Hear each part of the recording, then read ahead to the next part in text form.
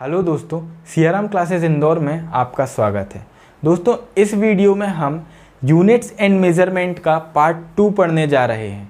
अगर आपने पार्ट 1 नहीं देखा तो प्लीज़ उसे जाकर देख कर आइए, उसके बाद ही आपको ये वीडियो बहुत अच्छे से समझ आएगी। तो दोस्तों, हमने पार्ट 1 में काफ़ी कुछ यूनिट्स एंड मेजरमेंट के बारे में पढ़ लिया था, जैसे फिजिकल क्वांटिटीज़ क्या होती हैं, डेराइव्ड क्वांटिटीज़, फंडामेंटल क्वांटिटीज़ और सभी जो यूनिट सिस्टम्स हैं उनके बारे में पढ़ लिया था। तो अब इस वीडियो में हम शुरू करेंगे वेक्टर और स्केलर क्वांटिटीज़ से कि क्या होती हैं वेक्टर क्वांटिटीज़ और क्या होती हैं स्केलर क्वांटिटीज़। तो दोस्तों, किसी भी क्वांटिटी के पास मैग्नीट्यूड होता है, ये हमने देखा था, है ना। फर्स्ट पार्ट में हमने ये देख लिया था कि मैग्नीट्यूड क्या होता है। तो जब किसी क्वांटिटी के पास मैग्नीट्यूड होगा और साथ में ही डायरेक्शन होगी तो उसे हम बोलेंगे वेक्टर क्वांटिटी। मतलब अगर किसी क्वांटिटी में मैग्नीट्यूड और डायरेक्शन दोनों चीज़ें अवेलेबल हैं तो उसे हम क्या बोलेंगे, वेक्टर क्वांटिटी। और अगर किसी क्वांटिटी में सिर्फ और सिर्फ मैग्नीट्यूड है पर डायरेक्शन नहीं है तो वहाँ पे क्या होगी, स्केलर क्वांटिटी। तो आइए इनको और अच्छे से समझते हैं। वेक्टर क्वांटिटी में हम अगर एक एग्जांपल लें तो होगा वेलोसिटी।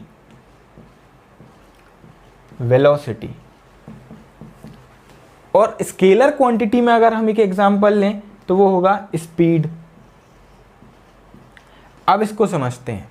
जैसे मैंने बोला कि मैं कहीं पर 5 किलोमीटर या 5 किलोमीटर पर आवर की स्पीड से ट्रेवल कर रहा हूं, तो अभी मैंने सिर्फ और सिर्फ मैग्नीट्यूड बताया 5 kilometre per hour. Kilometre per hour हो गया यूनिट और मैग्नीट्यूड हो गया न्यूमेरिकल वैल्यू हो गई 5, तो ये हो गया मैग्नीट्यूड 5 किलोमीटर पर आवर। अब यहाँ पे डायरेक्शन तो नहीं बताई, इसका मतलब ये स्पीड जो थी ये क्या थी, स्केलर क्वांटिटी। अब अगर इसी के साथ में बोलूँ मैं 5 किलोमीटर पर आवर की स्पीड से नॉर्थ डायरेक्शन में जा रहा हूँ, तो अब मैंने मैग्नीट्यूड तो बताया लेकिन साथ ही डायरेक्शन भी बता दी, तो अब वो क्या हो जाएगा, स्पीड नहीं, अब वो कहलाएगी वेलोसिटी। जब भी हम स्पीड के साथ डायरेक्शन जोड़ते हैं तो वो वेलोसिटी बन जाती है। ठीक है, मतलब वेलोसिटी भी एक तरीके से स्पीड ही है पर उसके पास डायरेक्शन है और स्पीड के पास डायरेक्शन नहीं है। तो ठीक है, ये चीज़ हमने देखी। अब वेक्टर क्वांटिटीज हमें समझ में आ गई, इसमें मैग्नीट्यूड होगा, डायरेक्शन भी होगी। तो इसका एक आध कोई और एग्जांपल देखते हैं। फोर्स, जैसे हम देखें फोर्स जो है, जब भी हम फोर्स लगाते हैं तो किसी ना किसी डायरेक्शन में फोर्स लगाते हैं, है ना। ऐसा डायरेक्शन लेस होके तो फोर्स लगा नहीं सकते। जैसे अगर मैं इसको ऊपर की तरफ ऐसे उछालूं, मैंने फोर्स लगाया, फोर्स किस डायरेक्शन में लगाया, ऊपर की तरफ लगाया, तो डायरेक्शन तो थी, मतलब जब भी फोर्स लगेगा डायरेक्शन की बात होगी। इसका मतलब मैग्नीट्यूड और डायरेक्शन दोनों ही फोर्स में आते हैं, इसलिए फोर्स कौन सी क्वांटिटी है, वेक्टर क्वांटिटी, है ना। अब इसके बाद देखें फ्रिक्शनल फोर्स, वो भी आपको पता है जिस डायरेक्शन में हम मोशन करते हैं उसका अपोज करता है, इसीलिए वो भी एक वेक्टर क्वांटिटी है। वेक्टर क्वांटिटी में और अगर हम कुछ देखें तो ग्रेविटी, जो भी अर्थ जब ग्रेविटेशनल फोर्स किसी भी ऑब्जेक्ट पर लगाती है तो उसको हम बोलते हैं ग्रेविटी। और ग्रेविटी हमेशा लगती किस डायरेक्शन में, टुवर्ड्स द अर्थ सरफेस। जैसे अगर ये पेन नीचे की तरफ आ रहा है तो क्यों आ रहा है, क्योंकि जो ग्रेविटी है वो टुवर्ड्स द अर्थ सरफेस लग रही थी, है ना। ये एग्जांपल हो गया। इसके बाद अगर एक और एग्जांपल हम देखें तो वो होता है डिस्प्लेसमेंट। हालांकि डिस्प्लेसमेंट एंड डिस्टेंस को हम बहुत अच्छे से कवर करेंगे, जो नेक्स्ट हमारी वीडियो होने जा रही है मोशन चैप्टर के ऊपर, है ना। तो इसमें एक डिस्प्लेसमेंट भी आता है, डिस्प्लेसमेंट। अब डिस्प्लेसमेंट और डिस्टेंस को हम डीप में स्टडी करेंगे, इसलिए मैं इसको इधर डीप में नहीं बता रहा हूं। सिर्फ आप अभी इतना ध्यान रखिए, displacement is the shortest distance between any 2 points. मतलब कोई ऐसे 2 पॉइंट्स हैं, ये हो गया इनिशियल पोजीशन, ये हो गई फाइनल पोजीशन। इनिशियल और फाइनल पोजीशन के बीच में जो शॉर्टेस्ट डिस्टेंस है इसको हम डिस्प्लेसमेंट बोलेंगे। और दोस्तों, इसमें मैग्नीट्यूड तो होगा ये, लेकिन साथ ही साथ डायरेक्शन की भी बात करेंगे। और कौन सी डायरेक्शन की बात करेंगे, from initial position to final position. इसी वजह से डिस्प्लेसमेंट वेक्टर क्वांटिटी है और वेलोसिटी होता है डिस्प्लेसमेंट अपॉन टाइम, इसीलिए वो वेक्टर क्वांटिटी है। ठीक है, अब हम स्केलर क्वांटिटीज़ के बारे में और बात करते हैं। स्पीड तो हमने समझ लिया स्केलर क्वांटिटी है। अब मास की बात करते हैं। मास जो एक फंडामेंटल क्वांटिटी है, मास की जब भी हम बात करते हैं तो सिर्फ और सिर्फ मैग्नीट्यूड की बात करते हैं, उसमें डायरेक्शन की कोई भी बात नहीं होती। जैसे आप बोलें कि आपका जो मास है वो 5 kg है, आपका जो वेट है वो 5 kg है ना, तो 5 kg है या 50 kg है, यहाँ पे डायरेक्शन की तो कोई बात नहीं हो रही ना, सिर्फ और सिर्फ मैग्नीट्यूड है, इसलिए मास हो गया। लेंथ की जब हम बात करते हैं, लेंथ एक जो फिजिकल क्वांटिटी है लेंथ, इसकी बात करते हो, यहाँ पे कोई भी डायरेक्शन का यूज नहीं होता। मैं बोलूँ एक ये जो मार्कर है इसकी जो लेंथ है ये 7 सेंटीमीटर है, तो 7 सेंटीमीटर है तो इसमें कोई भी हम डायरेक्शन की बात तो नहीं कर रहे। 7 सेंटीमीटर सिर्फ और सिर्फ एक मैग्नीट्यूड है। तो ठीक है, इतनी चीज समझ आ गई कि वेक्टर क्वांटिटी में मैग्नीट्यूड और डायरेक्शन दोनों होते हैं, स्केलर क्वांटिटी में सिर्फ और सिर्फ मैग्नीट्यूड होता है। अब दोस्तों आगे हम दूसरा जो हमारा टॉपिक है उसको पढ़ेंगे। जो इसके पहले वाली वीडियो थी उसमें हमने एसआई सिस्टम को बहुत ही अच्छे से पढ़ा। अब हम देखते हैं एसआई सिस्टम के क्या एडवांटेजेस हैं, advantages of SI system, SI system को अडॉप्ट करने के क्या फ़ायदे हैं। तो सबसे पहला फ़ायदा कि ये इंटरनेशनली एक्सेप्टेड है, मतलब एसआई सिस्टम की जितनी भी यूनिट्स आती हैं एसआई सिस्टम में वो सभी जगह एक सी होती हैं। मतलब क्या हुआ इसका कि 1 मीटर का जो लेंथ होगी इंडिया में वही लेंथ बाकी सभी कंट्रीज में होगी जहां पे एसआई सिस्टम अडॉप्ट किया गया है। मतलब एसआई सिस्टम तो वैसे इंटरनेशनली अडॉप्टेड है, ये सभी जगह अडॉप्टेड है। ठीक है, एक ये हो गया चीज कि इंटरनेशनली एक्सेप्टेड है, सभी जगह लोग एसआई में मीटर ही यूज करेंगे। अब इसका एक और बहुत बड़ा फायदा ये है कि बहुत सिंपल है। इसको हम अदर थोड़ी वर्ड्स में बोलें तो ये कोहेरेंट सिस्टम है, मतलब बहुत ही सिंपल सिस्टम है। ऐसा क्यों, सिंपल क्यों है? सिंपल होने का ये रीज़न है कि इसमें कोई भी न्यूमेरिकल वैल्यू इंट्रोड्यूस करने की ज़रूरत नहीं है। आपके पास आसान सी 7 फंडामेंटल यूनिट्स होंगी और उन्हीं 7 फंडामेंटल यूनिट्स को यूज़ करके दुनिया में जितनी भी अदर फिजिकल क्वांटिटीज़ हैं आप उनको डिराइव कर सकते हैं। इसीलिए ये क्या है, कोहेरेंट सिस्टम है, मतलब सिंपल है बहुत ज़्यादा। ठीक है, अब दूसरा ये रेशनल सिस्टम ऑफ यूनिट्स है। रेशनल सिस्टम ऑफ यूनिट्स क्या होता है? रेशनल सिस्टम ऑफ यूनिट्स मतलब एक फिजिकल क्वांटिटी के पास सिर्फ और सिर्फ एक ही यूनिट है। अगर कोई भी एक फिजिकल क्वांटिटी मान ली लेंथ है, अब एसआई सिस्टम में अगर लेंथ की 10 यूनिट्स होंगी तो आप कंफ्यूजन में रहेंगे हमेशा कि कौन सी यूनिट में कब यूज करूं। इसलिए लेंथ की केवल और केवल एक ही यूनिट दी गई है, मीटर। इसी तरीके से मास की यूनिट किलोग्राम, टाइम की यूनिट सेकंड, जितनी भी फिजिकल क्वांटिटीज हैं सबकी एक ही यूनिट होगी। मतलब one quantity, one physical quantity, one unit. ठीक है, ये रेशनल सिस्टम है। अब इसके बाद देखेंगे जो एसआई सिस्टम है ये एब्सोल्यूट सिस्टम ऑफ यूनिट्स कहलाता है। एब्सोल्यूट सिस्टम ऑफ यूनिट्स मतलब ये इसकी जो साइज है एसआई यूनिट्स की ये कभी भी चेंज नहीं होती। कोई भी क्लाइमेटिक फैक्टर्स हो, फिजिकल फैक्टर्स हो, एसआई यूनिट की जो साइज है वो चेंज नहीं होगी। मतलब ना कोई ग्रेविटी का असर पड़ेगा ना कुछ।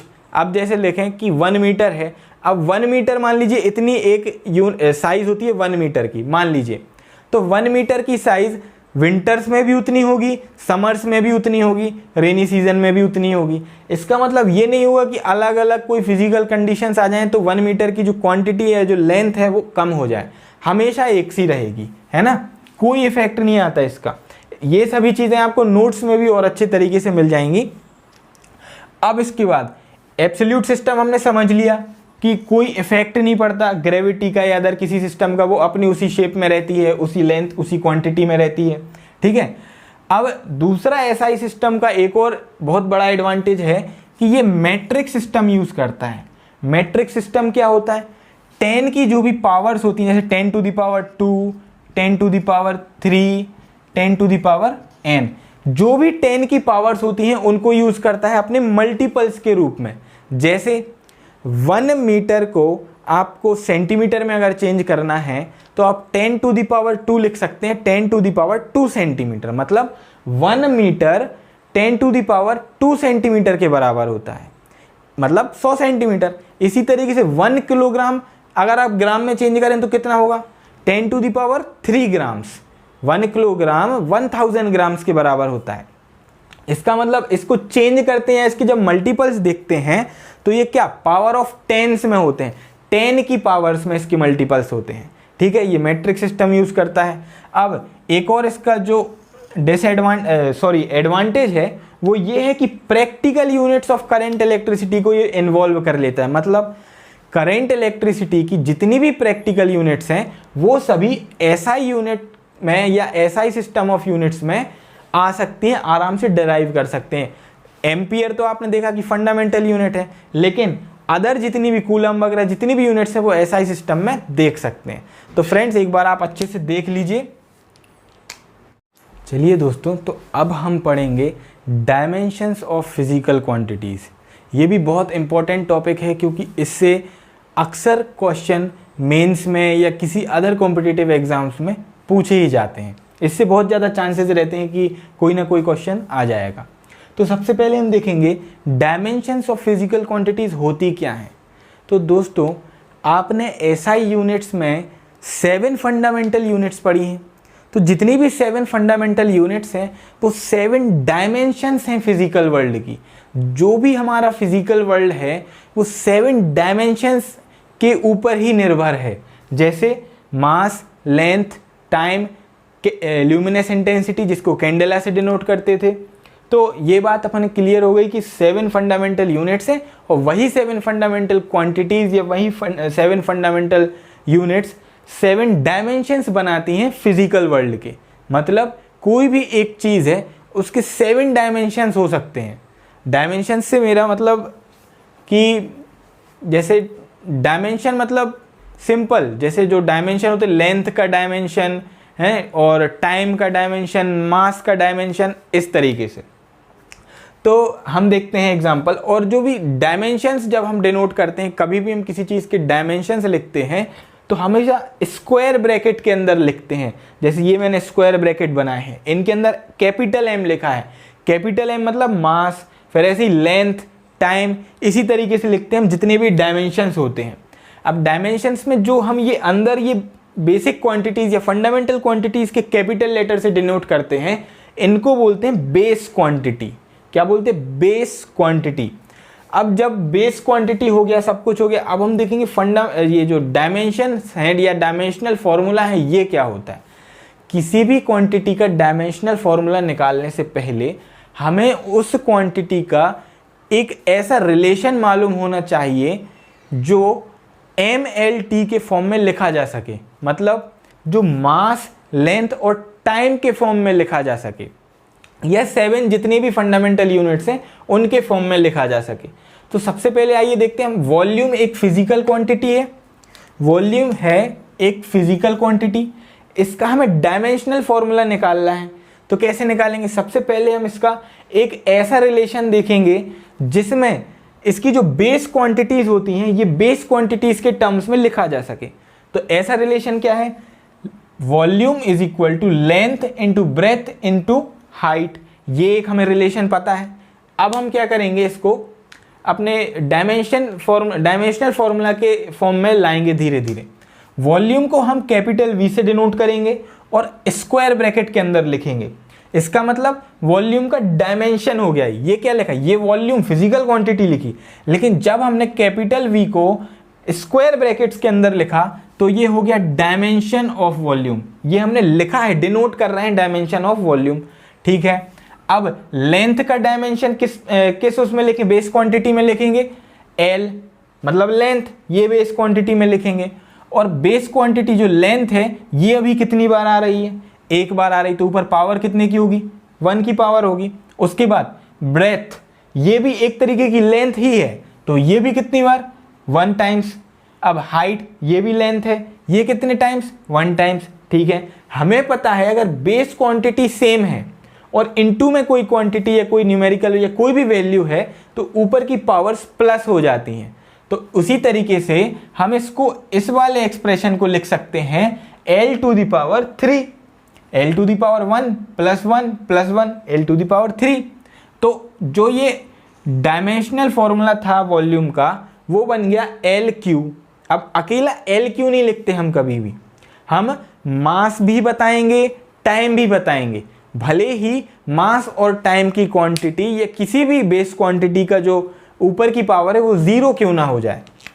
तो देखिए वॉल्यूम का हम जब भी डायमेंशनल एनालिसिस या डायमेंशनल फॉर्मूला लिखेंगे तो कैसे लिखेंगे, m टू द पावर 0 क्योंकि यहाँ पे मास तो है ही नहीं, l टू द पावर 3 क्योंकि यहाँ पे l 3 बार आ रहा है ना, और t टू द पावर 0 क्यों, क्योंकि टाइम का कोई रोल नहीं है इसके किसी रिलेशन में। ठीक है, तो अब हमें पता चल गया वॉल्यूम का जो अपना डायमेंशनल फॉर्मूला है वो कितना हुआ, m0 l3 t0। ठीक है, अब एक और बात, जब भी हम अकेला सिर्फ इतना देखेंगे m0 l3 t0 तो ये कहलाएगा डायमेंशनल फॉर्मूला। लेकिन जब भी हम एक किसी फिजिकल क्वांटिटी को उससे इक्वेट करेंगे, मतलब इक्वल लगा के कोई भी फिजिकल क्वांटिटी लिखेंगे तो वो कहलाएगी डायमेंशनल इक्वेशन। आई होप आपको ये चीज समझ आई होगी। अब देखते हैं इसमें डायमेंशंस कैसे देखेंगे। डायमेंशनल फॉर्मूला तो हमने निकाल लिया, अब डायमेंशंस कैसे देखेंगे। देखिए मास का तो कोई है नहीं डायमेंशन, जीरो है, ठीक बात। टाइम का कोई डायमेंशन नहीं है, जीरो है, ठीक बात। लेकिन लेंथ का ऊपर कितनी पावर है, 3 की पावर है, तो हम क्या बोलेंगे, volume has 3 dimensions in length. मतलब लेंथ के 3 डायमेंशंस हैं वॉल्यूम के फॉर्मूले में या वॉल्यूम में। ये बात क्लियर हुई।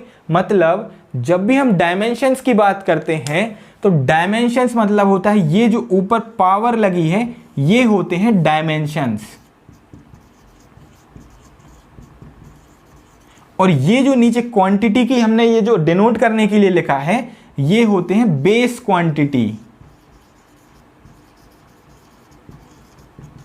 इसका मतलब डायमेंशंस मतलब क्या होता है कि बेस क्वांटिटी में जो भी पावर लगी है वही उस क्वांटिटी की डायमेंशंस होती है। आई होप आपको ये चीज समझ आई होगी कि अगर इसको हम बोलेंगे तो कैसे बोलेंगे, volume has 3 dimensions in length, mass has 0 dimensions and mass has 0 dimensions in volume and time has 0 dimensions in volume. ये हमारा क्लियर हो गया। अब इसके बाद एक और एग्जांपल हम देखेंगे वेलोसिटी का। वेलोसिटी में सबसे पहले हम रिलेशन देखेंगे।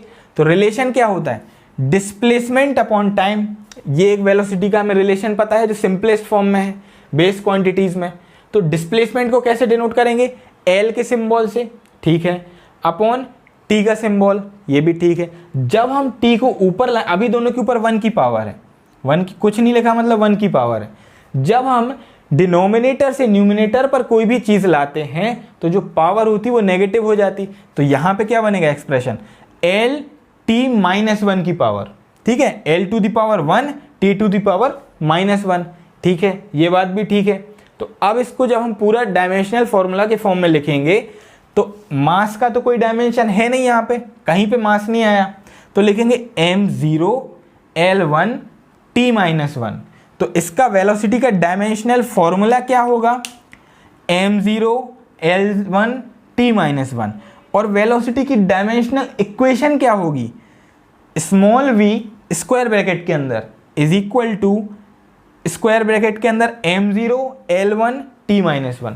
दोस्तों ये जरूर ध्यान रखें कि जब भी हम डायमेंशनल फॉर्मूला लिखते हैं तो डायमेंशनल फॉर्मूला लिखने के लिए स्क्वायर ब्रैकेट लगाना कंपलसरी है। तो आई होप दोस्तों आपको समझ में आया होगा। एक बार प्लीज़ इसका स्क्रीनशॉट ले लीजिए या देख लीजिए अच्छे से। तो दोस्तों अब हमने डायमेंशनल एनालिसिस या डायमेंशनल फार्मूला के बारे में बहुत कुछ जानकारी ले ली है कि क्या डायमेंशंस होते हैं, कितने डायमेंशंस होते हैं, सब हमने देख लिया। तो अब जब हमने डायमेंशनल फार्मूला निकालना सीख लिया है तो अब जब हम डायमेंशनल फार्मूला की डेफिनेशन पढ़ेंगे तो आपको बहुत अच्छे से समझ आएगी। देखिए डायमेंशनल फार्मूला की डेफिनेशन है अ expression which shows how and which of the fundamental quantities represent a physical quantity. मतलब किसी भी फिजिकल क्वांटिटी में जो भी फंडामेंटल क्वांटिटीज़ हैं, मतलब जो फंडामेंटल क्वांटिटीज़ किस तरीके से किसी न किसी फिजिकल क्वांटिटी को रिप्रेजेंट करती हैं। इसका मतलब इसको और अच्छे से समझते हैं। जैसे वेलोसिटी का डायमेंशनल फॉर्मूला होता है m0 L1 t-1। तो इस फॉर्मूले में हमें ये पता चल रहा है कि ये जो फिजिकल क्वांटिटी है वेलोसिटी, इसमें जो बेस क्वांटिटीज़ हैं वो किस तरीके से अपना कंट्रीब्यूशन कर रही हैं। जैसे मास की पावर 0 है, मतलब मास का कोई डायमेंशन नहीं है, वेलोसिटी में मास का कोई रोल नहीं है। L⁻1 है, मतलब न्यूमरेटर में L या लेंथ एक बार आती है ना। तो जो बेस क्वांटिटी लेंथ है वो एक बार आ रही है, कहाँ पर, न्यूमरेटर में। अब टाइम कितनी बार आ रहा है, वो भी एक बार आ रहा है, लेकिन कहाँ पर, माइनस का साइन लगा है, मतलब न्यूमरेटर में। माइनस का न्यूमरेटर सॉरी डिनोमिनेटर में, सॉरी माइनस का साइन लगा है, इसका मतलब डिनोमिनेटर में। अब कोई भी चीज़ डिनोमिनेटर में होती है, इसका मतलब ये होता है कि velocity is inversely proportional to time to the power 1, मतलब वेलोसिटी इनवर्सली प्रोपोर्शनल है। हमें इससे ये पता चल रहा, टाइम बढ़ेगा बहुत ज़्यादा किसी जर्नी में, इसका मतलब आपकी स्पीड स्लो है, और अगर टाइम बहुत कम लग रहा है किसी जर्नी में, इसका मतलब आपकी जो वेलोसिटी, जो स्पीड है, वो बहुत ज़्यादा है। तो दोस्तों ये देखिए, हमें इससे ये पता चलता है, इतनी चीज़ क्लियर होती है अगर आप अच्छे से देखेंगे तो। अब हम समझेंगे डायमेंशनल फॉर्मूला या डायमेंशनल फॉर्मूला के यूजेस क्या हैं, या ये जो हमने डायमेंशंस ऑफ फिजिकल क्वांटिटीज़ पढ़ी हैं, इनकी क्या यूजेस हैं। तो देखते हैं यूजेस। पहला इनका यूज है पहला यूज है कि ये अगर कोई भी यूनिट है, जैसे 1 न्यूटन मैंने दिया, एसआई यूनिट में, एसआई सिस्टम में फोर्स की जो मैंने एक यूनिट दी वो है 1 न्यूटन, है ना। फोर्स की यूनिट है 1 न्यूटन या न्यूटन। तो अब इसको अगर मैं बोलूँ, ये किस में है, एसआई में, ठीक है।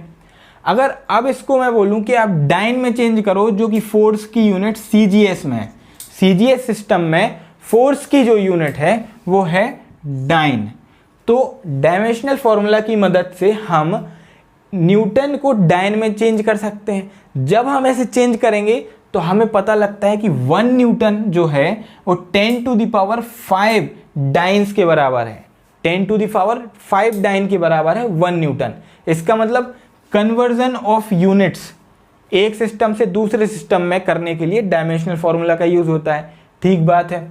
इसके बाद किसी भी कोई फॉर्मूला हो, कोई एक्सप्रेशन हो, उसकी करेक्टनेस अगर चेक करनी है तो वो भी हम कैसे करते हैं, डायमेंशनल फॉर्मूला की हेल्प से कर सकते हैं। अगर किसी उसमें आपको सिर्फ ये बता दिया कि मास उसके डायरेक्टली प्रोपोर्शनल है, लेंथ इन्वर्सली प्रोपोर्शनल है, टाइम इन्वर्सली प्रोपोर्शनल है, अगर इतना बस बता दिया आपको और इज इक्वल टू में बता दिया कि वो कोई चीज़ टाइम है, तो आपको वहाँ पे आप फॉर्मूला भी डिराइव कर सकते हैं पूरा। अगर आपको बिल्कुल भी फॉर्मूला नहीं मालूम तब भी आप फॉर्मूला डिराइव कर सकते हैं। तो इसमें एक ये हो गया डेरिवेशन ऑफ फॉर्मूला। हालांकि इसमें किसी भी पॉइंट में डीप में जाने की ज़रूरत नहीं है, क्योंकि एमपीपीएससी में कभी भी इतना डीप नहीं पूछता है कि इसको डेराइव करो या यूनिट कन्वर्ट करो, इस तरीके से नहीं कोई भी पूछता है। इसको सिर्फ आप ये जो यूजेस हैं, ये 3 यूजेस आप याद रखेंगे, है ना। एक बार इसको अच्छे से देख लीजिए, फिर मैं डायमेंशनल फॉर्मूला पढ़ाऊंगा एग्जाम्पल के साथ। तो दोस्तों अब हमने डायमेंशनल एनालिसिस या डायमेंशनल फॉर्मूला के बारे में जितनी भी चीज़ें हैं वो बहुत ही अच्छी तरीके से सीख ली हैं, जान ली हैं। तो अब मैं आपको कुछ एग्जाम्पल्स की हेल्प से कुछ और डायमेंशनल फार्मूलाज के बारे में बताऊंगा जो बहुत ही नॉर्मल है और जिसकी मदद से आप आगे भी जो अपनी बुक से या किसी भी चीज़ से पढ़ेंगे तो आपको कठिनाई नहीं होगी। तो दोस्तों सबसे पहले एरिया का हम देखेंगे, एरिया का डायमेंशनल फार्मूला। तो उससे पहले उसका रिलेशन क्या होता है, लेंथ इनटू ब्रेथ। लेंथ भी एक तरीके से लेंथ तो है ही और जो ब्रेथ है वो भी लेंथ है, तो ये दोनों इनटू में लिखी हैं, इनकी पावर क्या होगी, प्लस होगी। तो लेंथ इनटू लेंथ क्या बनेगा, एल स्क्वायर। अब जब हम इसे मतलब इसकी बेस क्वांटिटी लेंथ है जिसके ऊपर डायमेंशंस कितने हैं, 2, मतलब 2 बार आ रही है। तो अब हम इसे कैसे लिखेंगे डायमेंशनल फॉर्मूला में, m0 क्योंकि मास तो यहाँ कुछ है नहीं, L2 क्योंकि 2 बार लेंथ आ रही है और T0 मतलब टाइम भी यहाँ पे नहीं है। तो m0 L2 T0 और इसकी एसआई यूनिट क्या है, मीटर स्क्वायर। तो आई होप आपको ये चीज़ समझ आई होगी। जब भी हम कोई डायमेंशनल फॉर्मूला लिखते हैं तो ये नहीं सोचते कि m 0 है तो लिखेंगे ही नहीं, लिखना तीनों होता है m l t, बस उसके ऊपर जो डायमेंशंस लगाते हैं हम, जो पावर्स लगाते हैं वो 0 कर देते हैं अगर नहीं है तो, ठीक है। अब वॉल्यूम को देखते हैं। वॉल्यूम का तो मैं वैसे भी बता चुका हूँ, length into breadth into height, L cube बनेगा m0 l क्यूब t0, वो भी स्क्वायर ब्रैकेट के अंदर। इसकी जो एसआई यूनिट होती है वॉल्यूम की वो क्या होती है, मीटर क्यूब, ठीक है। अब वेलोसिटी की बात करते हैं। वेलोसिटी मतलब मैंने बताया था डिस्प्लेसमेंट अपॉन टाइम वगैरह, तो ये वेलोसिटी है। वेलोसिटी डिस्प्लेसमेंट अपॉन टाइम इसका फॉर्मूला होता है। अब डिस्प्लेसमेंट क्या है, एक तरीके की लेंथ है, मतलब बेस क्वांटिटी क्या होगी l अपॉन टाइम, टाइम हो गई बेस क्वांटिटी। अब नीचे जो न्यूमरेटर में है इसको ऊपर ले जाएंगे तो क्या होगा, t⁻⁻1। अब t⁻⁻1 बना तो ये क्या हो गया, l t-1। जब भी l की पावर 1 होती है तो हम उसे बार बार नहीं बोलते कि l की पावर 1 या l⁻1, नहीं, डायरेक्ट l बोल सकते हैं, l t-1, t⁻⁻1, l t⁻⁻1। तो अब इसका जो डायमेंशनल फॉर्मूला है वो क्या बनेगा, m0 क्योंकि मास तो यहाँ कहीं है नहीं, l क्योंकि l एक बार आया है इसमें, और t-1, t-1 t एक बार आया है, और कहाँ पर है t-1 मतलब डिनोमिनेटर में है, मतलब जो वेलोसिटी है वो टाइम के इनवर्सली प्रोपोर्शनल है। तो अब इसकी यूनिट देखेंगे, यूनिट क्या है, l मीटर पर सेकंड, क्योंकि अपॉन में है टाइम तो मीटर पर सेकंड, तो ये इसकी यूनिट हो गई। अब एक्सेलरेशन की बात करेंगे।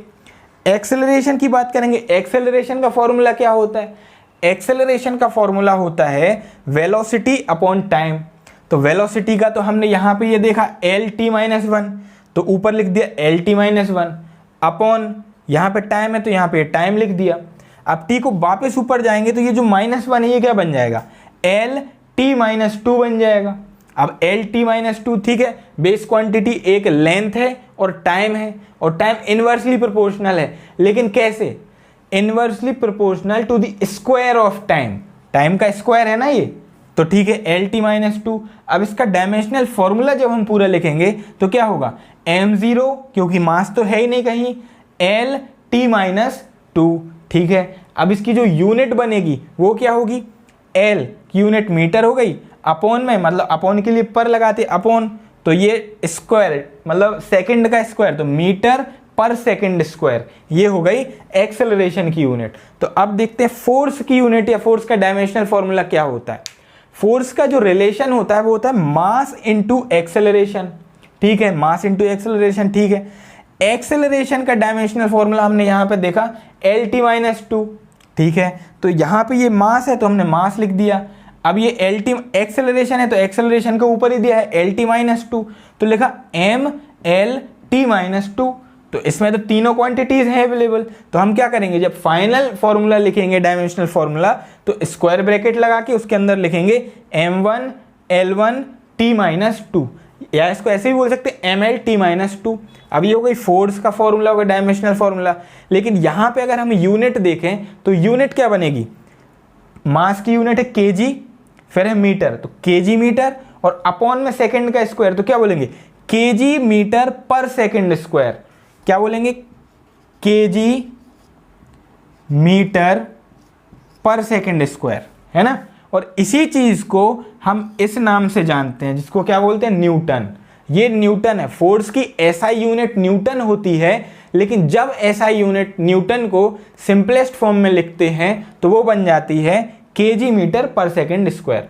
तो आई होप फ्रेंड्स आपको ये सभी डायमेंशनल फॉर्मूले समझ में आए होंगे, और ये चैप्टर इसी टॉपिक के साथ अब खत्म होता है। और दोस्तों आगे हमारी सभी वीडियोस आएंगी जिनको आप प्लीज़ देखिए। Thank you.